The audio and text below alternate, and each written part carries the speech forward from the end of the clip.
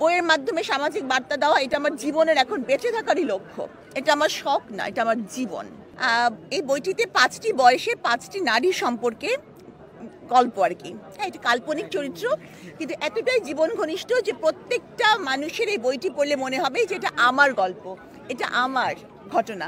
তো আমি মনে করি যে বইটির দাম আমার প্রকাশক খুব অল্প নির্ধারণ করেছেন, মাত্র 250 মানে 250 টাকা।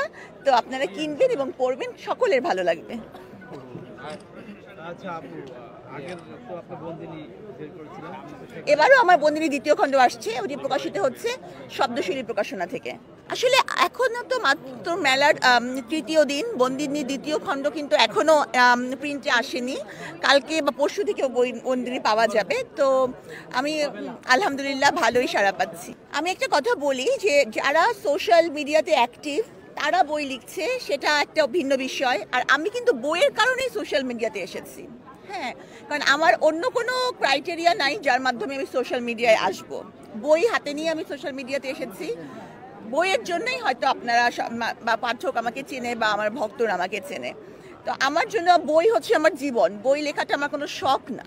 হ্যাঁ, বইয়ের মাধ্যমে সামাজিক বার্তা দেওয়া এটা আমার জীবনের এখন বেঁচে থাকারই লক্ষ্য। এটা আমার শখ না, এটা আমার জীবন। তো আমি তো ইনশাল্লাহ রোজই আসবো।